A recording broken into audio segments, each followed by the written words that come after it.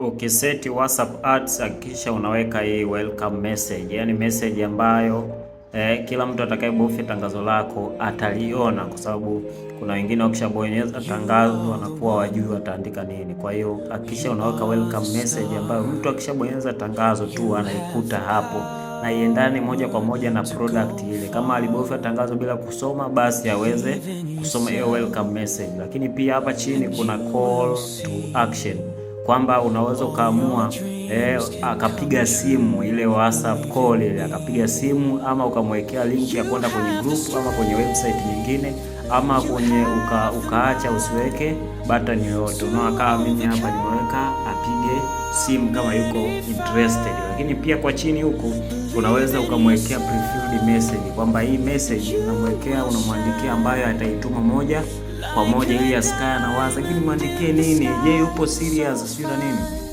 Kwa unamwekea hiyo message moja kwa moja, yeye ni kuibonyeza tu. Labda unamwambia kiatu hiki nimependa kiatu cha 20,000, anaituma moja kwa moja namna hiyo. Kwa hiyo hakikisha unaweka kwenye WhatsApp messages namna hiyo ili kuokoa time na kupata serious messages.